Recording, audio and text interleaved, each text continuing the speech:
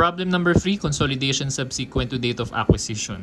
Ang hinahanap sa atin, number 1, how much is the consolidated net income 2029? Attributable to controlling interest, attributable to NCI, and then tinanong rin tayo how much is the consolidated retained earnings and how much is the NCI. So, ituro na rin natin sa inyo kung paano yung T-account ng NCI before we finally proceed to our problem. So, yung NCI, parang retained earnings lang din yan. Magti-T-account lang din tayo. NCI, we have our beginning balance. Yung beginning balance ng NCI natin, tinuro na natin sa inyo kung paano i-compute yan on our previous video sa consolidation on the day of acquisition.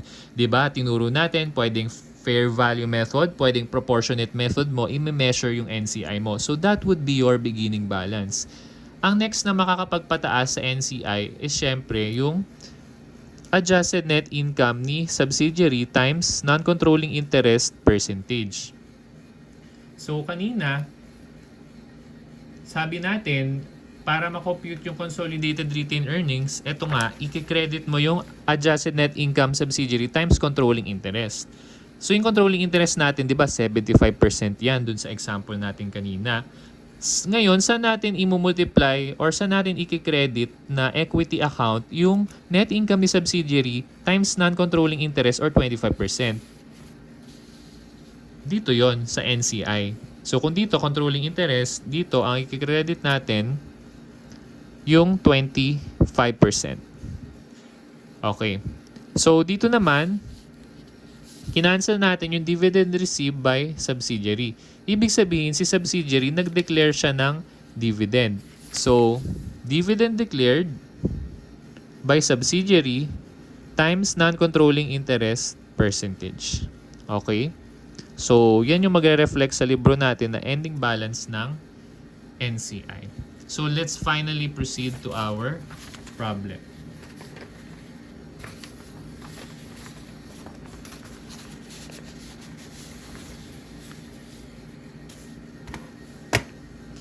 Nabasa na natin yung given. So, nabasa na natin question. So, let's read the given.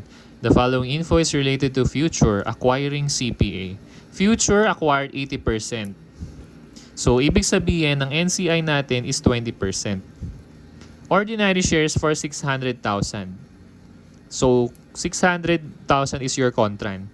Sa date of acquisition, ang common stock outstanding ni CPA company or the acquirer or the parent company is 400K.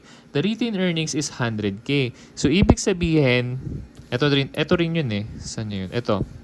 400, 100. Sorry, si CPA Corporation pala is si acquiree or subsidiary.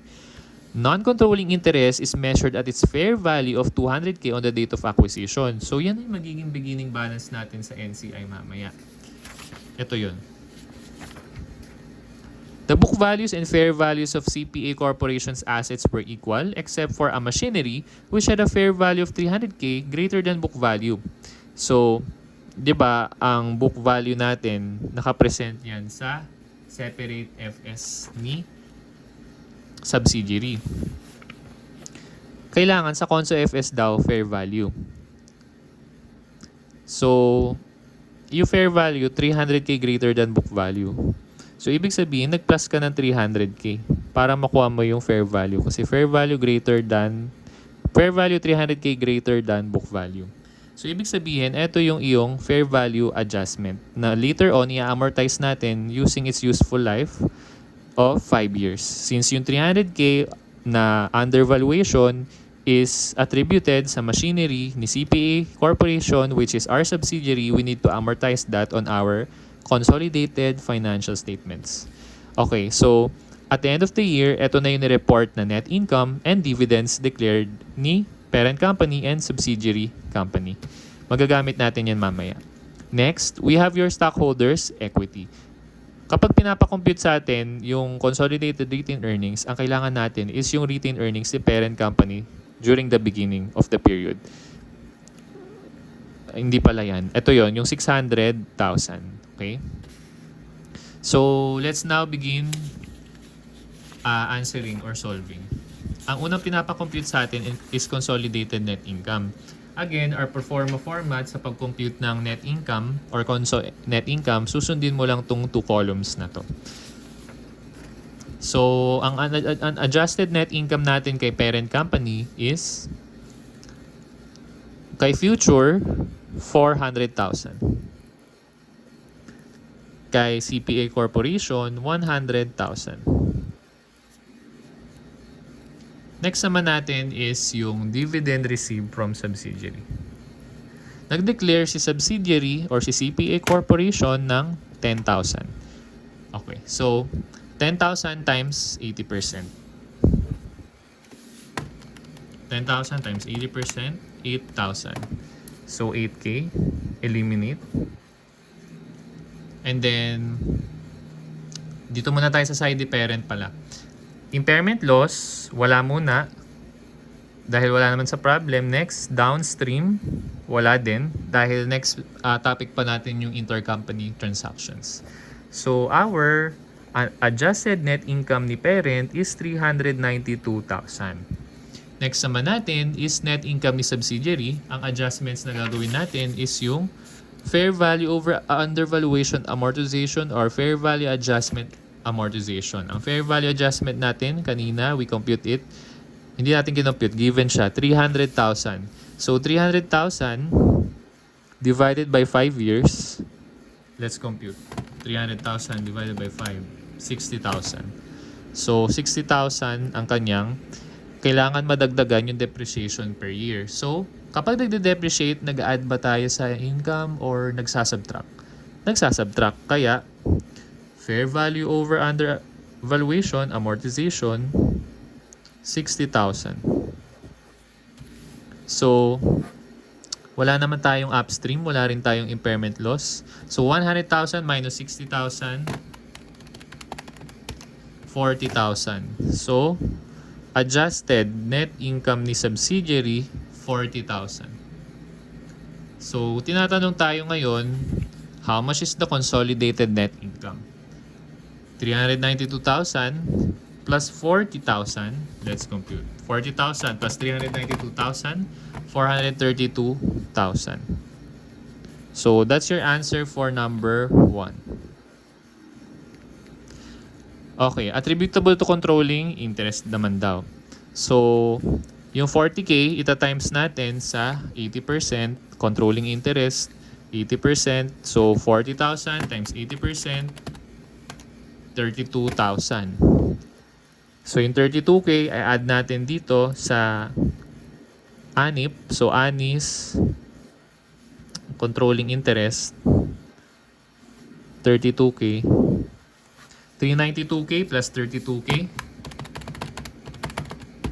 424,000. 424,000 is our consolidated net income attributable to controlling interest. So, 424,000.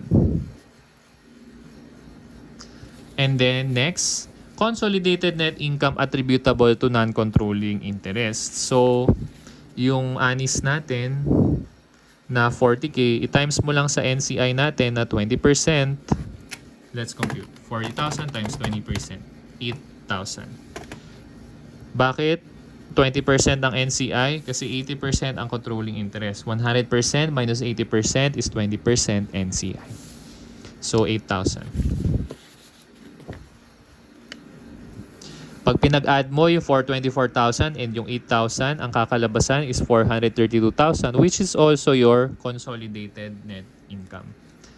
Number 4, how much is the consolidated retained earnings on December 31, 2029? Okay, so dito na tayo sa T-accounts. Conso retained earnings. So sabi natin kanina, ang gagawin lang natin dyan is simply yung T-accounts natin. So ang beginning balance ng retained earnings ni parent company is 600,000, Future Corporation. So bakit parent company? Again, on your consolidated retained earnings ni parent ang ilalagay. Hindi ilalagay ang retained earnings ni subsidiary.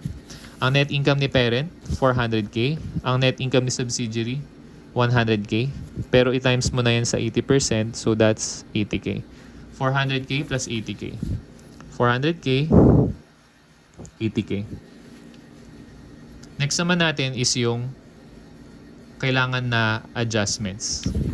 Si parent nag-declare ng 50,000 pesos dividends. So, bawas yan sa retained earnings natin. Bakit bawas yan sa retained earnings? Bakit bawas sa retained earnings? Kasi, ayan siya. So, ito yung proforma natin kanina, di ba? Next naman natin is yung dividend received from subsidiary. So again, ang dividend received natin from subsidiary is yung dineclare ni subsidiary or CPA corporation na 10,000 times 80%, 8,000. So, 8K debit. And then,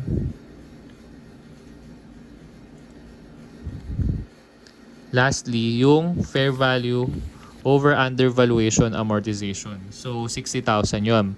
60,000 times 80%, 48K. So, yan lang yung share natin kasi nga 80% lang yung share. So, ita times mo sa 80%. Let's now compute. 600,000 plus 400,000 plus 80,000 minus 50,000 minus 8,000 minus 48,000, 974,000.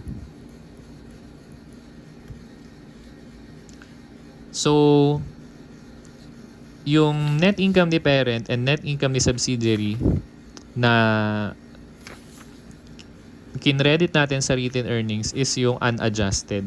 Pero kung adjusted net income ni parent and subsidiary na yung i-reflect natin, we will come up with the same answer of 974K.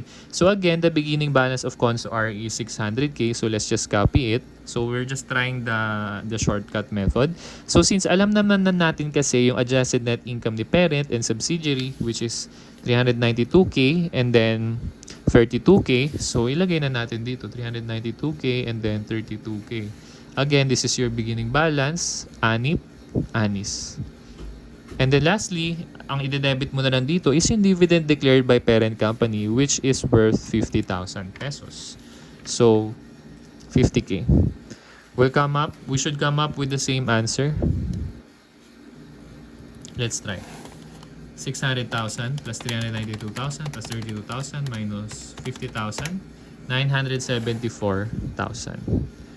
So again, kung hindi pa na-adjust sa problem, pwede mong i-adjust yung net income ni parent subsidiary din siya mo i-reflect sa retained earnings, or kung ayaw mo munang i-adjust, then i-adjust mo pa rin dito sa debit side ni retained earnings. It's just one way or another. So, ang consolidated retained earnings mo is 974,000. Finally, let's compute for your consolidated NCI. So, actually, hindi pala term yung conso sa NCI. Kasi si parent lang yung magre-recognize ng NCI account, and the NCI account pertains to the minority interest represented by the subsidiary. Okay, so ang NCI natin kanina, we discussed just a while ago, ang beginning balance natin is kung ano yung given sa problem na fair value or proportionate. Sabi rito, NCI is measured at its fair value of 200K. So 200K ang beginning balance natin. And then, yung share natin ni minority interest sa net income ni subsidiary, ang net income ni subsidiary, again, is 10,000. So, 10,000 times 20% equals 2,000 pesos. So, 2K. And then lastly, dividend declared by subsidiary times non-controlling interest. Ito pala yung net income, baliktad. So, yung dividend declared by subsidiary, share ni NCI dun is 2K. Tapos, sa net income, 100K, yung net income ni subsidiary, ang share ni NCI dyan is 20%. So, times 20%, 100K times 20%, obviously 20K. So, let's compute for your net non-controlling interest at the end of the year. 200,000 plus 20,000 minus 2,000, 218,000. 218K, 218,000. And that concludes our discussion for business combination subsequent to date of acquisition. Goodbye for now, future CPA.